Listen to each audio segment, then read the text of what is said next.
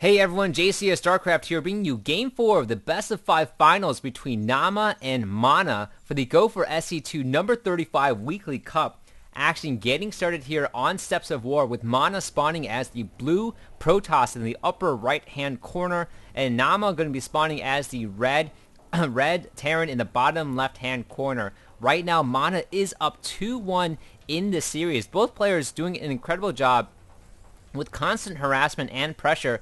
It's very difficult to predict who is going to win. Naama is the 17-year-old from Finland right now and has been doing incredibly well in StarCraft 2. He did qualify for the Go4SC2 August final where he bested Whitera in round 1. Too many R's right there. And it looks like lost to Naniwa in the quarterfinals. So in the semifinals actually, and Mana has recently he was the second place winner for the Craft Cup number 5 and just last week, so doing incredibly job as well. Mana from the mouzMana Sports clan, which Maro is from as well, and it looks like right now Mana going to be going in for that scout. Rax just finally going down for Naama. Mana getting that scout in pretty early there so he could do as much harassment as possible, but looks like he won't be able to do too much as this should be fended off pretty decently. Naama now, having seen that scout in his base so early, was a little bit worried and sent out another SCV to make sure that there were no proxy pylons in his base right there. So I think Mana just kind of freaking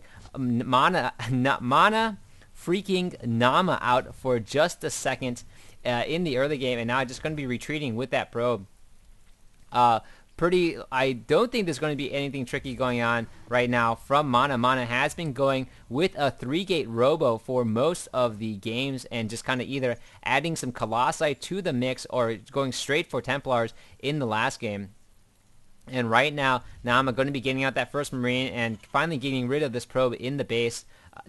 Mana trying to stay alive as long as possible. These names are very difficult to switch off back and forth while you're casting, especially when you're looking at their names when you click on them. So one of those tricks where you're trying to read colors while you're trying to say them is very difficult to do. Anyways, Naama right now going to be trying to hunt down this probe as best as he can.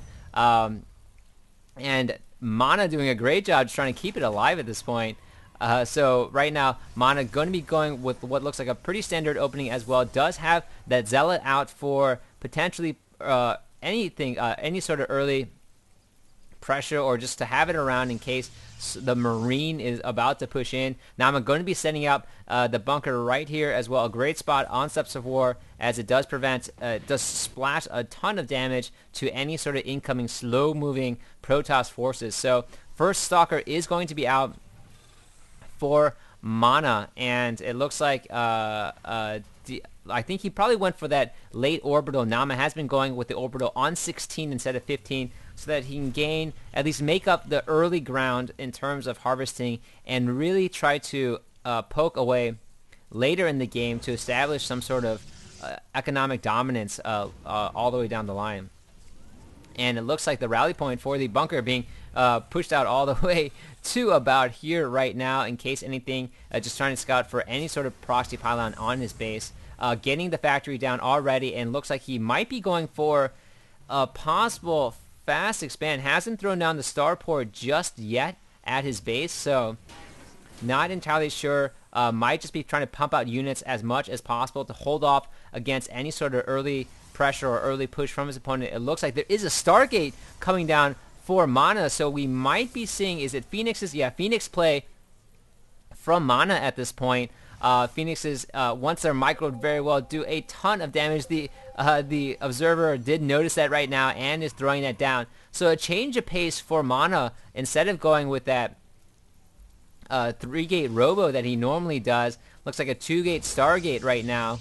And just going to be using the Phoenixes to do as much harassment as possible. Probably going to be waiting until he has about 2 or 3. Also going to be going to scout. But I think just getting this first one out to scout right now. And Naama is pretty decently well equipped to handle that. Has just constantly Marines being pumped out. Although Phoenixes have an incredible amount of HP and shields as well. So they can withstand a lot of damage. And their movement speed, I think it's like 4.25. Is that right? Move speed is 4.25. One of the fastest units in the game. So they can run around and recharge their shields for as long as they want. Second Phoenix is coming out right now for Mana, and now he can do the harassment that he wants, picking up SCVs wherever he needs to, and just kind of damaging anything that he can in sight. So Naama right now still with only the factory and racks after looks like he's going to be expanding at around 44.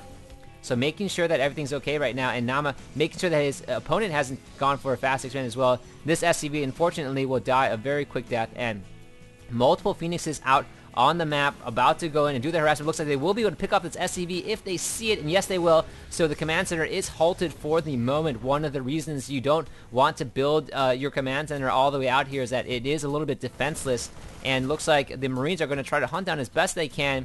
Naama going to be just poking away at that mule right now, so trying to take out, but taking a lot of fire from that Phoenix, almost losing that Phoenix right there as well. Lone Marine from Naama coming out here, gonna die to the soccer, but just wants to make sure that his opponent has not expanded. He did wait until he had about 44 supply before taking his expansion this time. Wanted to make sure that he had a sufficient number of units out onto the field, including multiple siege tanks, so that in case Mana was going for some sort of 3 or 4 gate, he would be able to defend adequately.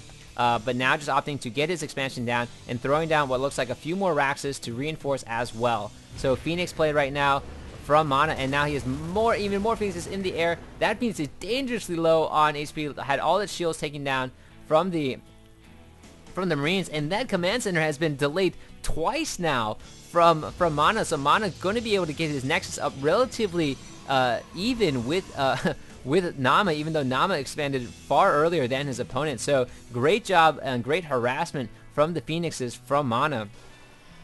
And Mana right now getting a scan thrown down at him. No longer Naama giving up one of the mules to sacrifice because he doesn't want to lose another unit going there. Tanks are being lifted up into the air, but not too much damage done by it as the Marines were ready to reinforce and take it out right now. Naama going to be getting the orbital up for his natural. And looking at both sides of the map, it does look like Mana is ahead in the army count right now. At the harvester count, he is ahead as well, as he has been picking off a few of those SCVs out there on the field. Naama now going to try to work on catching up and regaining his economy. Both players making their transfer and trying to start to saturate their natural expansion.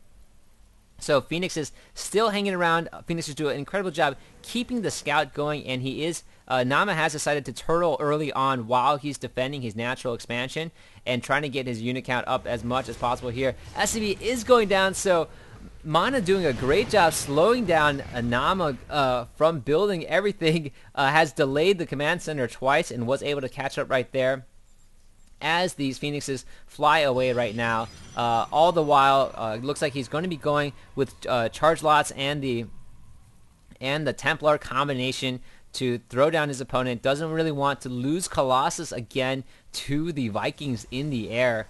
So it looks like he's going to be going with mainly ground arming and adding the Phoenixes to support and really trying to help lift up the tanks when he can. Naama, meanwhile, looks like he's going to be going with the tank M&M. Has the starport gone down? No, starport is finally coming down right now. Naama really didn't want to, is being a little bit more cautious this game. Really didn't want to lose to, he is down 2-1 and really didn't want to lose before he could establish himself. So really playing for that mid to late game. There is a proxy pylon going down right now, and Naama doing a very good job kind of just scouting everything out. I think was able to see that proxy pylon when he touched the Zonaga watchtower. And Marines getting picked off right there for Mana, just kind of lifting them up and trying to take down these SCVs, just pestering Naama constantly, not letting go. Finally, one of the Phoenixes does fall. And is there another Phoenix on the way? It looks like Mana just had those 3 Phoenixes out right there. Looks like he's going to be supplementing and keeping the 3 alive. Really likes that triplet. The triplet works really well in being able to lift off and fry SCVs very, very quickly. And Naama right now, looking at the army count, armies are pretty even at this point. 96, 99, 99, and Naama, even with the harassment, has been able to keep up his harvester count. So both players, it looks like Mana going to be moving out and establishing his 3rd base right now. Might be a little bit risky at this point. I felt like Naama getting rid of his, looked like a timing attack going down for him, +1 about to finish, and already has combat shield, just has his medevacs out onto the field right now, and might be going in for some sort of early push, or some sort of, not early push, but some sort of push at this point. The proxy pylon is still standing here, and that SCV, I don't know if it gained sight of that. I think that he did. Taking the peek right now, yes, he does know that. Well, actually, the sensor tower is giving way to that that pylon onto the field right there. Not sure if he sees it, and actually, does he see it right now? He doesn't see it, but he does detect it with the proxy, so not sure if that's a pylon or maybe some unit standing right there, although why would a unit just stand out in the middle of nowhere? And so, looks like Mana going to be reinforcing. A nuke being researched, so Ghost Academy and nuke being researched from Naama, so we should see a nuke go into play on this game. Pretty interesting. I have not seen a nuke in quite some time right now on the pro level, so Phoenixes are going to be coming in here for more harass at this point, picking off some SCVs, and it looks like Naama is prepared for it. Does have that missile turret right there, so although he did lose a few SCVs there, is able to repel it at that point, and not incredibly worried about it at the time. The nuke is armed and ready to go. Ghosts are out onto the field. A ton of High Templar are out right now. Looking at the units, there are 11 High Templar out for Mana at this point, and armies are very even. Naama is going to try to establish in the middle and throwing down a sensor tower right in the middle of the map so he can sense where his opponent is coming from and when that attack is about to occur. Although this proxy pylon has been here, there hasn't been that much action from it, but eventually going to allow Mana to reinforce when he needs to. This is actually going to be pretty dangerous for Mana if Naama can establish a good siege position right here using the medevacs to kind of get some scouting. His unfortunately, the positioning of the army not going to be very favorable, as once the tanks are able to establish their lines, it's going to be that much harder to push in. There is this lone Immortal going to absorb all the damage as it runs in right now, and massive side storms of the fall. The EMP, great job landing that EMP for Naama. Most of the High Templar, double EMP going down, so all the High Templar are pretty much just going to be useless at this point, and just a few side storms going down. But look at that huge exchange. The 2 EMPs very, very critical for Naama, just very well timed, and even was ready for that second wave to come in as well. I think the sensor tower really helped him out there to determine that that was going in there, and almost all the side storms were negated at that point, so Mana really didn't have that much of a chance right now, and Naama just really establishing the middle has pulled ahead significantly. 134 to 96 is pelting away at the expansion, forcing Mana to kind of mine near only the top, and being very being very careful about moving. Yeah, once those probes wander out, they will get blasted away. Naama going to be pushing it at this point. Multiple missile turrets going down for possibly any sort of DT counter, and just to shoot down the Phoenixes from taking the tanks up into the air whenever they do appear. It looks like Mana's going to be, meanwhile, just going to be taking the gold expansion really close to the base. This is not good for Mana, because that sensor tower is there, so we'll be able to see it, and the expansion already going down. The nuke is still armed and hasn't even needed to really use it yet in this game. I was looking forward to the nuke, but it looks like at this point Naama going to be a very strong command of this game, and multiple units are streaming in, trying to take things out right now, kind of coming from behind. A big MMM bot. Naama has to be pretty careful right now, but looks like is able to hold things off significantly. EMPs were shot at those, at the Templars, and unfortunately for Mana, looks like he's not going to have enough. Right now, 142 over 63, and multiple sensor towers allowing Naama to see where his opponent is setting up. This was a very unfavorable nexus for Naama. Naama just going to let it finish before he even attacks it, and now just going to be rolling in to the most of the bases right now, throwing down the scan. Forces are being split up across the board, and I just don't think that Mana has enough. Needs an incredibly great amount of feedback going down on the Ghost, and the Ghost just pops right there.